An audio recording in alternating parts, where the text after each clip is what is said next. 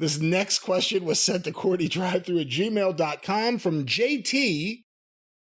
I'm just curious, and I have too much time on my hands. What was high school like for you, Jim? Were you the high school jock? Did you get A's and B's? Were you the prom king? What stories from high school can you tell us? Absolutely none, because those records were sealed when I turned 18.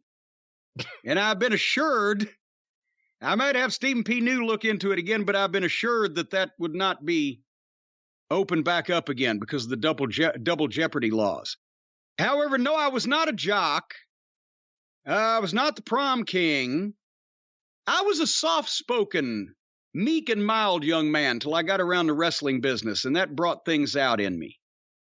Really? So, yes, I was not the life of the party in big groups. When I was a little teeny-weeny little tot in a small group or with an individual friend, I could be quite entertaining, but I didn't try to make myself the center of attention. All that came about as a result of being around the wildest personalities in the history of the fucking civilized planet for a long period of time. How much of your high school life was comprised of wrestling stuff? Like, were you already doing stuff with the magazines? Would you bring stuff to school and work on it at school? Oh, no. Well, what could you work on back in those days? I was taking pictures. What was I going to take pictures of a kid in the next desk and send it to Gong magazine? Well, if you're writing articles or anything. No, I did all that. All right. But no, and I didn't bring shit because again, I didn't bring stuff. Say, look at that's the best way to get people to hate you in school is to bring stuff that you're doing that nobody else is doing and say, hey, look at me, what I'm doing. Don't you just hate assholes like that? I didn't mean like that. Like, for instance, what I did in high school is I was trading tapes and they're already selling tapes from, 14 on. So I would come in the morning and I commandeered the Photo Lab dubbing system because they were illegally dubbing tapes down there. That's how everyone in fucking Long Beach got Forrest Gump. They were illegally dubbing tapes down there, so I would dub my first 4-hour tape down there, and then I would go up to the library, and they would let me take over the library VCRs, and I would dub another tape there. By the time I left school, counting the tapes I had started before I left the house at home, I had at least 6 tapes done by the end of the day. I treated school the way it should have been treated, as a business. This is where I can continue my business functions while all these idiots who became teachers here are going to try to tell me how to have a life like theirs. And that's all right. I'll be all right. Well, there was only one problem with that where I was concerned. No VCRs. When I was in school, there was no VCRs. So you got to, as a matter of fact, I still remember when I was in the first grade, my father was on one of the local morning talk shows that was on, I guess it was Wave TV. They had the morning show at then. It was called The Morning Show. He was a guest? He was a guest.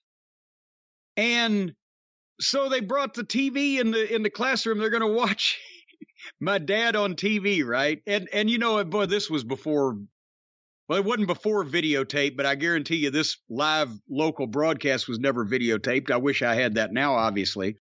But this was back still in the days when they wheeled in the goddamn television on a wheeled cart with rabbit ears in school to watch TV. And then if you watched a movie when I was in school, you watched one of those educational films, they pulled the goddamn projector, the screen down over the blackboard and wheeled a projector in and had to thread the spool of film and show it on the projector. So that was the extent of audio-visual activity when I was a kid. As far as grades, I know this will be a shock to you, Brian, but I was the best student at stuff that I could figure out for myself. And if it required me being taught something, and especially if it was something I was not interested in, then I didn't do as well. Henceforth and forthwith, my worst subjects were math and some sciences because I couldn't fucking figure that out on my own. And my best subjects were anything to do with English, language, spelling, writing, and or history and those type of things because I was already ahead of all of my classes, no matter what grade I was in, so I could coast on those because I'd already read much more advanced books on those particular things than was being given to that particular year's class. So they thought I was a genius when it was anything involving the written word. But if I had to total anything up, then they thought I was a goddamn moron. I used to have brawls with English teachers. They were the stupidest people. It was like you had to accept their version of what a book or a story should be, even if it defies logic. I got into a big incident once. Not a big incident, but I wouldn't let it go. And I was proven right, at least according to the staff there. Story of an hour. It's a story about... An hour? A woman who hears that her husband has died, and all of a sudden she goes through a flood of happy emotions, that she's free of this marriage that was loveless, that she didn't want to be in. None of that's in contention. I had an issue with the teacher because the teacher argued that in the story, the woman comes down the stairs and the door opens and the husband walks in and the woman has a heart attack and dies because of the shock the husband isn't dead, he's alive. My argument, which was backed up by the fucking department, is no, you're wrong. You don't understand how words work. She died of happiness coming down the stairs the moment before he walked in, which changes the whole story. And she wouldn't let it go, and I wouldn't let it go, and I won. I won because I was right. But this was about Jim in high school. I don't know why I went down this road. English teachers, that's why. Yes. My best subject. I had to read Bless the Beast and Children. Ugh. They got mad, according to what I wasn't privy to this conversation, but according to what my mother said in later years, my first grade teacher was somewhat upset at my parents because they had taught me to read already in a manner other in which that she taught most of her kids to read. What do you mean? What do you mean in a different manner? Well, I don't know, because I was fucking 5 or 6 or whatever. But they said, well, we do things like this. They said, well, he can already read, so just pick up and take it from there. But I was already... How old were you when you started reading? 3, right? Wow, I guess. What? Well, my dad would... I still have all of his school books from the 1920s, the encyclopedias and all the shit that he had when he was a kid in school. They're downstairs in the shelves where they've been for the past 70 years or whatever. But he would have me sit on his lap and point to a paragraph in one of his books and have me read it out loud to him. So by the time I started school, I was already reading functionally ahead of that level. I guess when I was in, what was it? Was it 5th grade? They did that speed. Did you ever do the speed reading thing?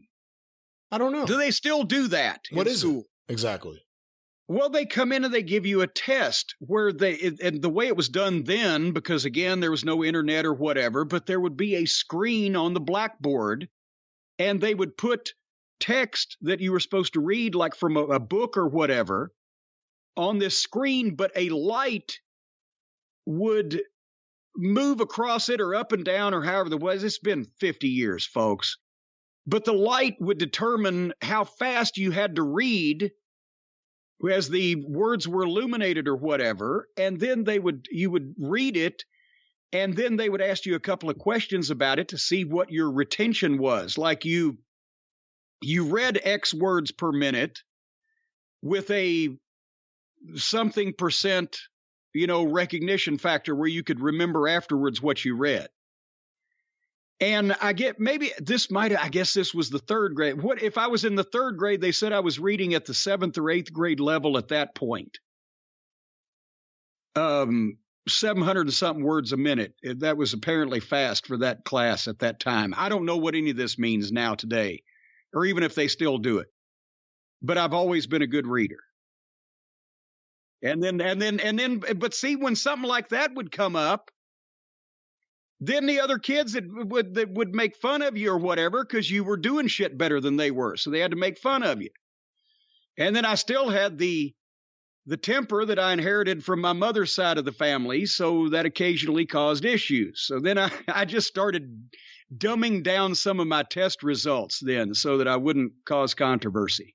Because it was easier than throwing desks at the other children. You get in trouble for that. All right. You certainly do get in trouble for that. We'll tell you about Stephen P. New a little bit later for any parents of children who had a desk thrown at them by Jim Cornette.